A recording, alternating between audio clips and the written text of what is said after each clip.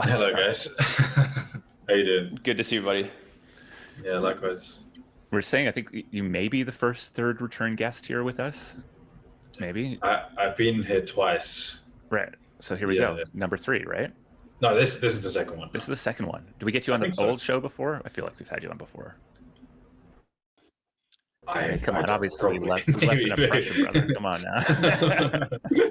All right, we wanted to so you're the co-founder of Sappy Seals, but you're kind of back in the discourse over the last few days because of your product that you've launched on Monad, an NFT product on Monad. What, why, how, what, where, what NFTs, Monad?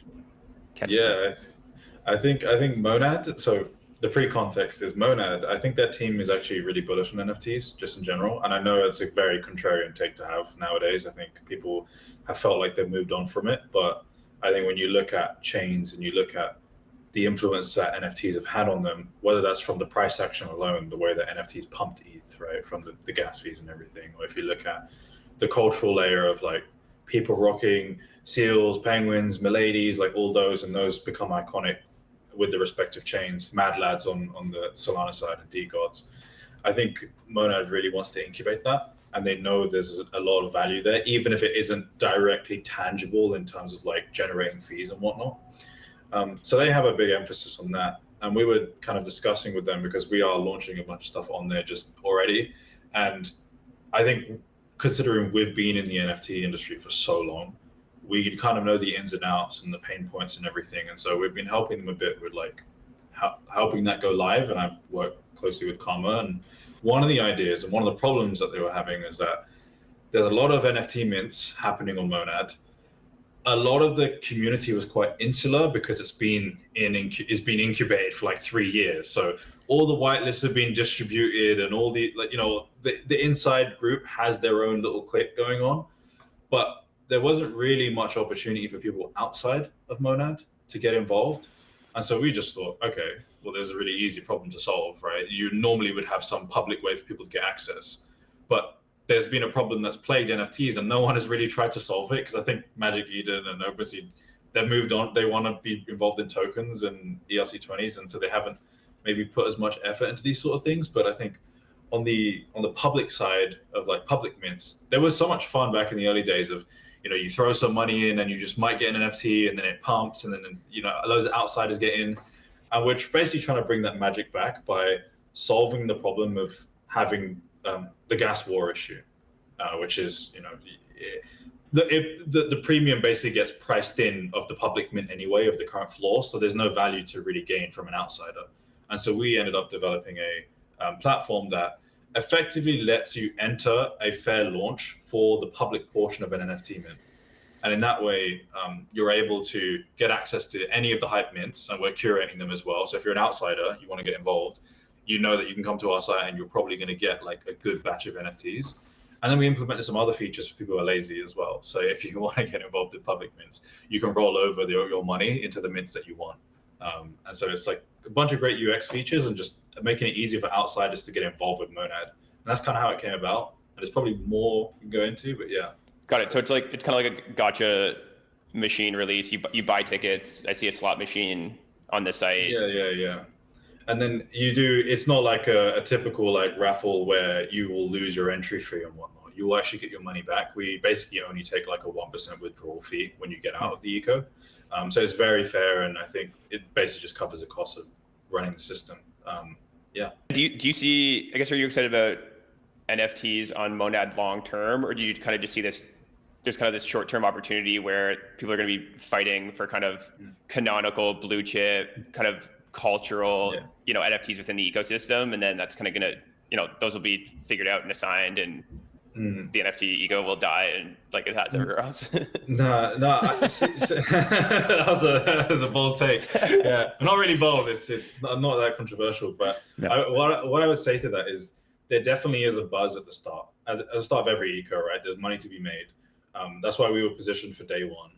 I think that there are always still, like in the NFT space, I know lots of people aren't connected to it, but there's still stuff going on all the time. And occasionally there is a mint that just hits, and we can obviously facilitate that. And I think we can also create demand as well, because if you're an outsider who doesn't get involved with NFTs, if you today were trying to get involved in NFTs, where would you go? What would you do? Like, what would you be looking out for? Like, it's hard to, you'd have to get whitelist from some random alpha KOL or something, right? Like there's yeah, no I would jump into a group chat and be like, what's minting? What's cool? Yeah. Yeah. And it's kind of, it's just difficult to get into nowadays. And I think we can actually help bring back some of that demand, because then you actually have you can publicly see like how much demand there is for this certain NFT mint, and that can tell you whether you should be hyped or not, rather than like having to intuitively try and figure it out, which is really difficult for traders sometimes, I think. So that's the first aspect. And I think there's going to be a rolling basis of just new things that are interesting coming out. I also believe that there are systems that were never really explored by OpenSea and Magic Eden that could revitalize the category. And for a long time, I kind of waited for them to do that. I just don't think it ever happened, or maybe there just wasn't the interest there. And so I think there's ways for us to I don't want to say create a new primitive, but reinvent how these launches happen. And that's something that internally we're looking at as a next step to kind of reinvigorate what NFTs are. Because I think you see meme coins kind of eating into that moat, but even then, meme coins are also dying. Mm-hmm. But I think that both those categories can be fused together in an interesting way, and maybe there's something that we can do there. But that's forward looking. Yeah, I think you kind of, the problem with NFTs is the game has just stopped, which is why the game isn't interesting. And if you can find something that kind of reignites interest and the game turns on again, then suddenly it becomes, it's like, people are celebrities because they're celebrities, not for, for any other reason, right? People just want to have fun on chain, right? Like there's always going to be some financial game for people to play, and I want to create an interesting one for people. So how do you contextualize this within the broader like Sappy.lol ecosystem, the most fun place on the internet? Yeah, so the way I kind of see the site, and we're trying to target very specific functions that we know have PMF within crypto, like fair launches with NFTs, right? It's an easy starting point to get money flowing through the eco. The way I kind of see it is that at the top level, you kind of have like the funnel of, we're just going to create engaging experiences and things that you're going to find fun, and it's not going to cost you anything. If you want to spend, you can, but we can funnel people in there. And then from there, it's like, okay, do you want to engage at like a slightly more speculative financial level, right? Which is like, do you want to mint something new that's upcoming, and we'll have some spillover from that, or maybe some of the things from the experiences we create will actually be facilitated by the process of Mint Hub and everything else to do with that. There's going to be some ancillary aspects to it as well. And then in the long run, I am looking at more of a deeper layer to that, in terms of like having the social elements and having people speculate together and engage. And that's kind of how I'm building it as a stack, which is just the top layer, and you get deeper and deeper and deeper in terms of like how we want to engage with the eco. And I think ultimately the platform is just, how can we make things that are financialized fun and fair for people? Because that's ultimately what a lot of people are looking for. They're looking for opportunity, ability to make money, and have fun while doing it. And that's ultimately what we stand for. Maybe the meta narrative around NFTs and NFT communities is that they are slowly dying, or at the very least not growing. Is that a fair take? Or maybe said another way, like, what is getting people excited to join Sappy Seals for the first time in 2025? I think because we aren't just trying to stay stagnant and stationary. Like, we have things that are forward looking that we know are going to attract outsiders and be attractive to people that aren't necessarily just NFT people. I think appealing to the crowd has been played out, but being able to drag people in and engross them in the eco is really, really important.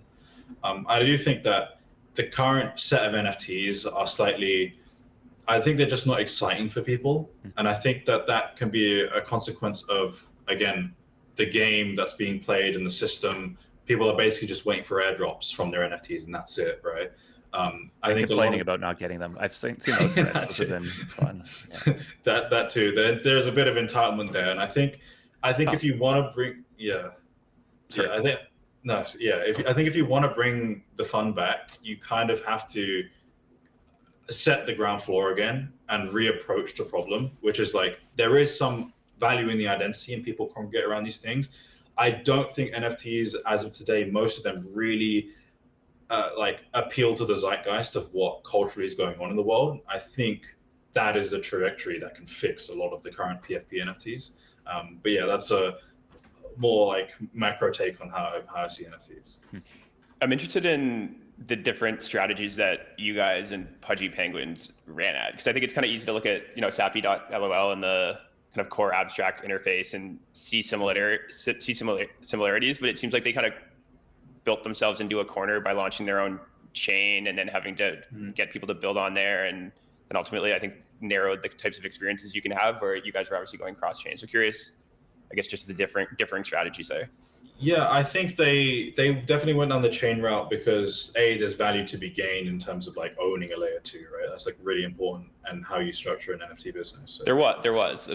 Well, that's maybe. I think there still is. Give your answer, and then I want to go to that conversation. I think it's yeah. There is some latent value there that you can gain for your company as like some sort of business line, right? Like I can definitely see that, and I think that ultimately the best way to stimulate an economy is by having people contribute to it, right? And I think for us, it's starting off more closed source, but we're trying to create systems that are easy for you to contribute, but streamlined, right? Whereas I think abstract is quite open, and they're going to open first, which is a different approach. And so that's how kind of I would see it. Ultimately, our platform is still functionally serving a different purpose because we're offering services, whereas like abstract is facilitating a broad range of services, and that's how I say they're divergent. I think from the UI and UX, maybe there's like some similarities. That's going to change for us. This is like V1, but yeah. Okay. Here's a tweet from you. We don't need any more chains, in quotes, is the #1 way to tell if someone is a stone cold retard. Some people will say we need more apps with zero critical thinking of how these two interests are totally intertwined. It's like saying we don't need any more app publishers, brackets. We do. We just need smart ones, of which there are almost zero. So it's not obvious to me that we need more chains. Wap, why am I a regard? So I would say that when we look at chains, first of all, I don't actually believe technically, especially on the EVM side, a lot of the chains are actually up to par with what is state of the art, and there can always be improvements. That's just a given. I think we can all agree on that. And there are certain apps that maybe with Mega ETH now, like you can actually do those in real time and get real time UX and performance, but there's been a lack of innovation there. So the first thing is like tech perspective, we can always do better. The app perspective is like, if I look at different chains, I've spoken to so many different chains, right? And every single time I've spoken to them, I feel like the conversation is either we want to have some sort of business arrangement where we can leverage your brand to like say that you're on our chain, and there'll be like some monetary exchange there, right? There's others that say like they're more app first, but then the systems that are motivating and incentivizing users to participate in those apps aren't necessarily complete systems, in my opinion. And so, but there's no one that's really trying to approach the more like publisher route. Like I almost see it as like you're a game publisher, and you have to make bets on different things and maybe curate them a bit. Have an open system that anyone can join, and allow these founders and like top of the end creators to be able to build interesting products for your chain. I think it's not about the chain itself, it's about the people operating the chain and how they're leveraging the incentives of those chains to create a good outcome. No one's leveraging the incentives correctly. That's why we need more chains. Not necessarily because it's a bit, not that we need an infinite amount of blockchains and infinite block space. That's not how I see it.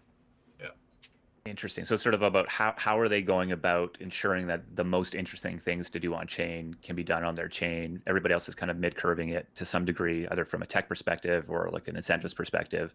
And you're just like, let's raise the bar, y'all. Come take all these superpowers that come with having a chain and a token and rock and roll. I mean, is your interest in Monad driven because you're seeing that being represented there? That's the first time I've ever felt that way about a chain. And in terms of BD relationships as well, and the talent, like I just know that they have their eyes on the prize and focusing on the exact right things. And I've never felt that way about any chain I've spoken to.